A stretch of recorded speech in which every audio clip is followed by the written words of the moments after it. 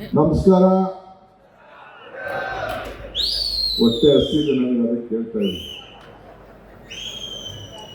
ವೇದಿಕೆಯಂತ ನಮ್ಮ ಜಿಲ್ಲಾ ಸಚಿವರಾದಂಥ ರಾಮಲಿಂಗಾರೆಡ್ಡಿ ಅವರೇ, ಈ ಕಾರ್ಯಕ್ರಮದ ರೋವರಿ ಶರಣ್ಪ್ರಕಾಶ್ ಪಾಟೀಲ್ ಅವರೇ, ನಮ್ಮ ಬಾಲಕೃಷ್ಣ ಅವರೇ, ರವಿ ಅವರೇ, ಸುಧಾಮದಾಸ್ ಅವರೇ, ರಾಮಾಜಿ ಗೌಡ್ರೆ, ವಿಜಯದೇವ್ ಅವರೇ, ರಘುನಾಥ್ ರಾಮಣ್ಣರವರೇ, ಮುಖ್ಯವಾಗಿ ನಮ್ಮ ಈ ಉದ್ಯೋಗ ಮೇಳಕ್ಕೆ ಬಹಳ ದೊಡ್ಡ ಜವಾಬ್ದಾರಿಯನ್ನು ತೆಗೆದುಕೊಂಡಂತ ಶ್ರೀಮತಿ ಕಾಂತಾ ನಾಯ್ಕ ಅವರೇ, ನಮ್ಮ ಜಿಲ್ಲಾಧಿಕಾರಿಗಳಿದ್ದಾರೆ, ಸಿಒ ಇದ್ದಾರೆ, SP ಇದ್ದಾರೆ, ಕನಕವಳ್ಳಿಯವರು ಇದು ಇಲಾಖೆಯ ಮುಖ್ಯಸ್ಥರಿದ್ದಾರೆ, ಜಾನ್ಕಲ್ ನಾಗರಾಜ್ ಅವರು, ಚೇತನ್ ಅವರು, ಪ್ರಮೋದ್ ಅವರು ಕೂಡ ನಮ್ಮ ಪಾದಾಧಿಕಾರಿಗಳೆಲ್ಲ ನಮ್ಮ ಮುಖಂಡಗಳೆಲ್ಲ ಇದ್ದಾರೆ. ಇನ್ನು ಕೆಳಗಡೆ ಅವ್ರಿಗಿನ್ನ ದೊಡ್ಡ ಲೀಡರ್ಗಳೆಲ್ಲ ಇಲ್ಲಿ ಕೆಳಗಡೆ ಕೂತಿದ್ದಾರೆ.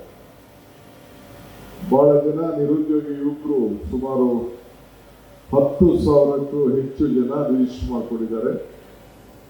8,000 ಜನ ಬಂದು ಎಲ್ಲ ಇಂಟರ್ವ್ಯೂಗಳನ್ನೆಲ್ಲ ಅಟೆಂಡ್ ಮಾಡ್ತಾ ಇದ್ದಾರೆ. ನಾನು ಹೋಗಿ ಒಂದು 3-4 ಕಡೆ ಹೋಗಿ ನೋಡಿಕೊಂಡು ಬಂದೆ. 240 ಕಂಪನಿಗಳು ಬಂದಿದೆ. ಇದೊಂದು ಕಳೆದ 1-2 ತಿಂಗಳಿಂದ ಕನಕಪುರದಲ್ಲೂ ಇದನ್ನ ಮಾಡಿದ್ದು, 3-4 ತಿಂಗಳಿಂದ. ಇವತ್ತು ಇಲ್ಲೂ ಕೂಡ ಇದನ್ನು ಮಾಡ್ತಾ ಇದ್ದೀವಿ. ನಾನು ಚನ್ನಪಟ್ಟಣದ ಮಹಾಜನತೆಗೆ ಮಾಧ್ಯಮದ ಮುಖಾಂತರ ಒಂದು ಪ್ರಶ್ನೆ ಕೇಳಲಿಕ್ಕೆ ಬಯಸ್ತಾ ಇದ್ದೇನೆ. ನಾನು ನಮ್ಮ ಲೋಕಲ್ ಲೀಡರ್ಸ್ ಕೇಳಿದೆ, ಯಾವಾಗ ನಿಮ್ಮಲ್ಲಿ ಏನಾದ್ರು ಇಂಥ ಉದ್ಯೋಗ ಬೇಡಗಳೇನಾದ್ರು ನಡೆದಿತ್ತಾ ಅಂತ. ಯಾಕೆಂದ್ರೆಲ್ಲ ದೊಡ್ಡ ನಾಯಕರುಗಳೆಲ್ಲ ಇಲ್ಲಿ ಬೆಳೆದು ಬಂದಿದ್ದಾರೆ, MLAಗಳಿದ್ದಾರೆ, MLCಗಳಿದ್ದಾರೆ, ಮಂತ್ರಿ ಆದವರು ಇದ್ದಾರೆ, ಮಾಜಿ ಮುಖ್ಯಮಂತ್ರಿ ಇದ್ದಾರೆ, ಎಲ್ಲರೂ ಇದ್ದಾರೆ. ನಾನು ಎಲ್ಲ 10,000 ಜನಕ್ಕೂ ಕೆಲಸ ಕೊಡಿಸ್ತೀನಿ ಅಂತ ನಾನು ಹೇಳಿಲ್ಲ. ಕಾಂತಾ ನಾಯಕ್ ಅವರು ಹೇಳಿದಂಗೆ ದೇವರು ವರನೂ ಕೊಡುವುದಿಲ್ಲ, ಶಾಪನೂ ಕೊಡುವುದಿಲ್ಲ, ಒಂದು ಅವಕಾಶ ಮಾತ್ರ ಕೊಡ್ತಾನೆ ಅಂತೇಳಿ. ಹಂಗೆ ಅವಕಾಶವನ್ನ ಕೊಡಬೇಕು ಜನರಿಗೆ, ಯುವಕರಿಗೆ. ಈಗ ನಾನು ಅಲ್ಲಿ ಬಂದು ಒಂದು ಹೆಣ್ಮಗಳ ಹತ್ರ ಮಾತಾಡಿದೆ, ಎಲ್ಲಿಂದ ಬಂದೆ ಅಂತ.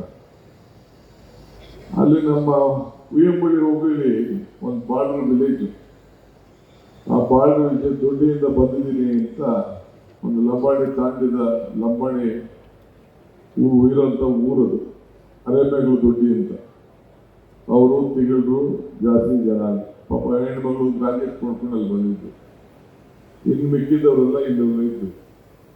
ಅಂದ್ರೆ ಆ ಉದ್ಯೋಗದ ಹಸು ಸಮಸ್ಯೆ ಹೇಗಿದೆ ಅಂತೇಳಿ.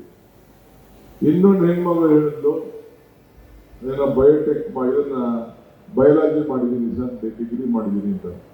ನಾನು ಶರಣ್ಪ್ರಕಾಶ್ ಮಾತಾಡ್ತೇನೆ. ಅಲ್ಲಿ ಇಂಟ್ರೂ ಮಾಡ್ತಾ ಇದ್ದು, ಒಂದು 20,000 ರೂಪಾಯಿ ಕೆಲಸ ಕೊಡ್ತೀವಿ ಅಂತ ಅವ್ನು ಯಾರೋ ಇಂಟ್ರೂ ಮಾಡ್ತೀವಿ ಅಂತ ಹೇಳ್ದ. ಅದನ್ನ ಕೇಳ್ದ, ಆ ಹೆಣ್ಣುಮಗಳು ಕೇಳ್ತಾ ಇದ್ರು, ಸರಿ ಸರ್ ಬೆಂಗಳೂರು ಬರ್ತೀನಿ, ನಮ್ಗಿರೋ ಜಾಗ ಇರುವಲ್ಲ, ಏನ್ ಮಾಡ್ಬೇಕು ಅಂತ. ಇವೆಲ್ಲ ನಮ್ಮ ಕರಳಿಗೆ, ಮನಸ್ಸಿಗೆ ಬಹಳ ದುಗುಡ ಉಂಟು ಮಾಡ್ತದೆ. ಪಾಪ ಹೆಣ್ಮಗಳು ಕಷ್ಟಪಟ್ಟು ಓದಿರ್ತಾರೆ, ಪಾಸ್ ಮಾಡಿರ್ತಾರೆ. ಊರಲ್ಲಿ ಬೆಂಗಳೂರು ಬಂದ್ರೆ ಉದ್ಯೋಗ ಸಿಗ್ತದೆ, ಅರ್ಧ ದುಡ್ಡು ಇರೋ ಜಾಗಕ್ಕೆ ಹೊರಟೋಗ್ತದೆ. ಸೊ ಬದುಕದೇ ಬಹಳ ಕಷ್ಟ.